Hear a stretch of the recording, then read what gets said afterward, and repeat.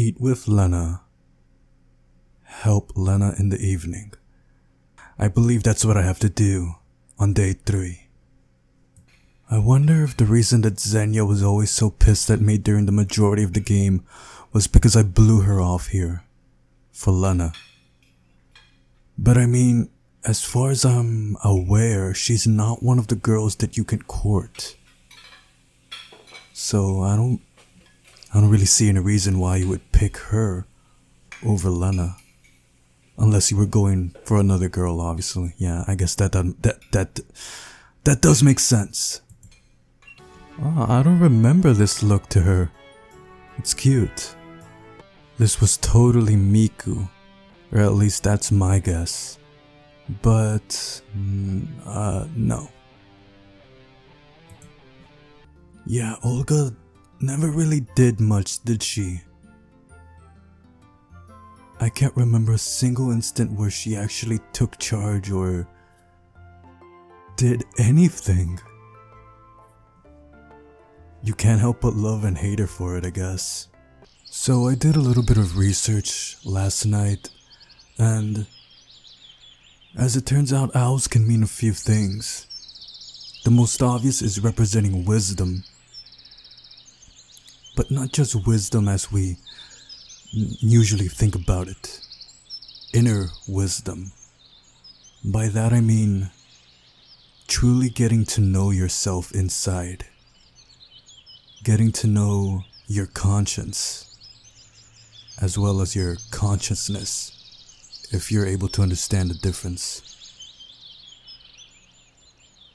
They also seem to represent in some cultures, in some mythologies, a gateway between the living and the dead. They're a sign, so to speak, of spirits that have left us, visiting us. In some cultures they can mean trouble. If you see an owl, it means danger is up ahead or a tragedy will soon befall you. All these things are pretty interesting, and I suppose if you put them all together, some of it can actually make sense when it comes to the story. Throughout this whole thing, I did kind of get the feeling that Semyon was supposed to really get to know himself. How or why that would happen through the Sovyonok camp, I have no idea. And there's also the haunted camp, or the accursed camp, the old camp, where the spirit of the dead pioneers is said to reside. Interesting theories, interesting connections you could make. I still don't know what the owl could truly represent, but I suppose it's interesting. Oh yeah, this part.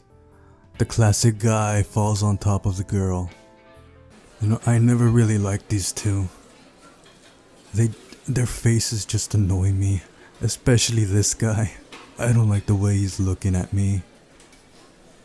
This was quite lovely. I've never been to a dance myself. Just not the type. In school I never went because I knew how it would end. Just me bored to tears at a table, watching probably other students bored to tears at their tables, while unnecessarily loud music played through the speakers. That's how I imagined it. I don't know if that's how it actually was, but I never went to one. There's that owl again. And again, we're about to have a scene where Lena and Semyon bond. Makes you think. Where are you from? Where did you come from? Where were you born? Where do you live? There is a town not far from here. Not far from here, where is that? Somewhere. Looks like she doesn't want to talk about it. None of the pioneers ever seem to want to talk about where they're from, and I wonder why that is. Maybe we'll find out in the future. Lena here says she's not like that actually, in reference to Elisa. If Lena turned out to be so different from my first impressions of her, I wonder if in Elisa's route, she ends up being more than a static, one-dimensional character. Like there's more to her than just the camp bully. I always liked the way this was drawn. It's very neat, especially her eyes.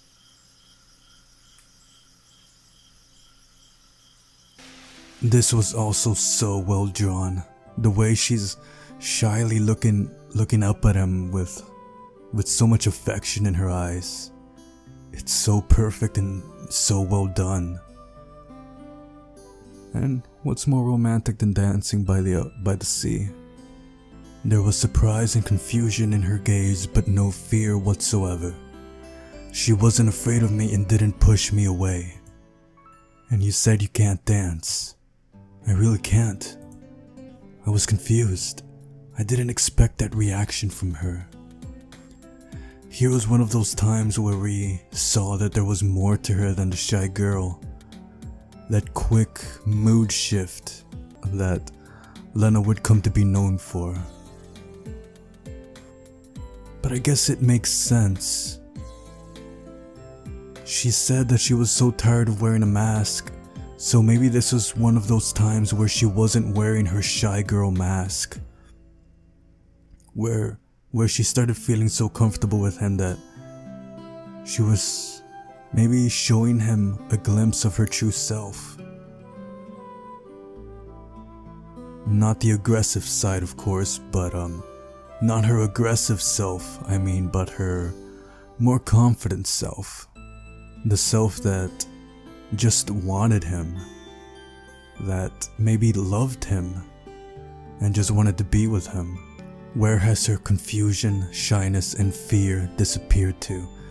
Yeah, it was a recurring theme throughout the game.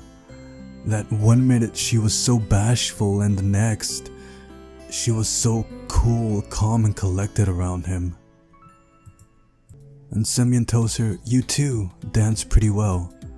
I know. That exclamation of confidence from her. It was a first, I do believe, in the game.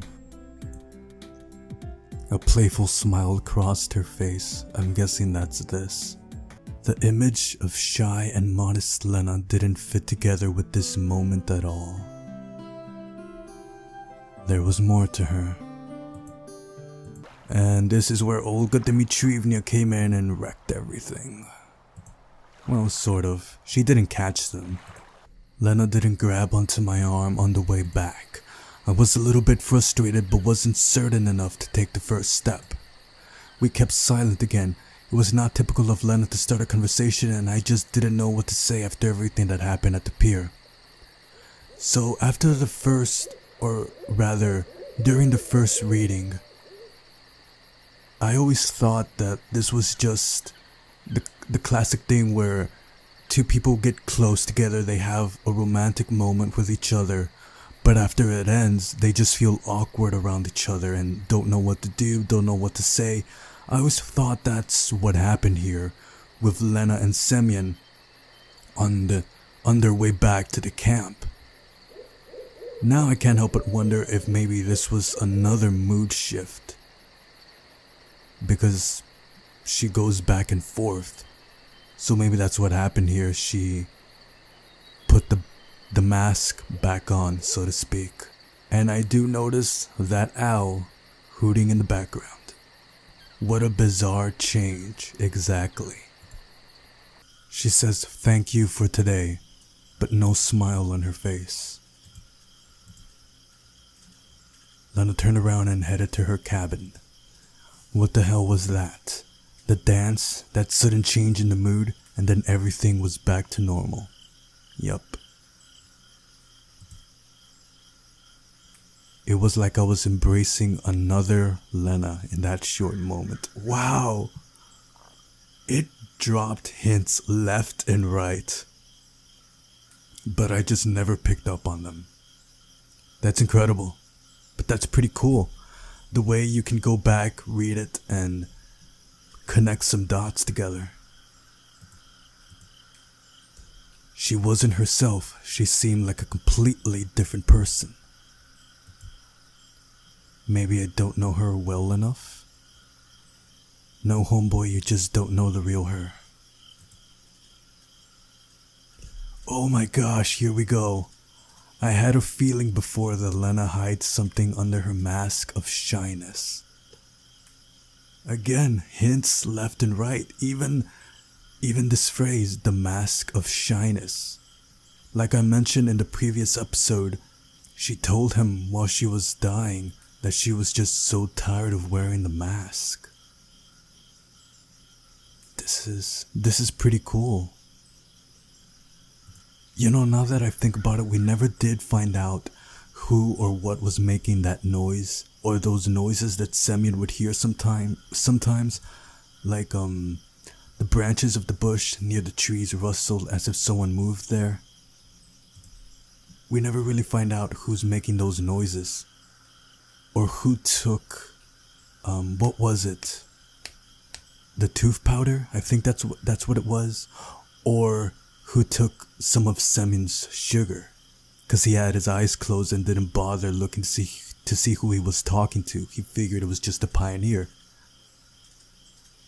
The only thing that makes sense to me is that cat girl. That's the only thing that makes sense to me, and I am willing to place money that it is her. Wow, she looks gorgeous in that. I don't remember that dress. Huh. You know, speaking of sudden changes in mood, here the camp leader is so worried about Semyon. I'm fretting about you while you're out having a walk. I'll let you know beforehand next time, he says, and then she responds, please do. She's so worried about him, and it makes sense. She's the camp leader. And then later on when Shirk disappears, she is so completely worried about him. Well, except for the time where she decided to go to the beach to get a swim. Is that the correct phrase? I don't know. But she's so worried about her pioneers. But then that strange thing happens near the end where Lena quote-unquote disappears. Semyon goes up to her, and she is not the least bit concerned.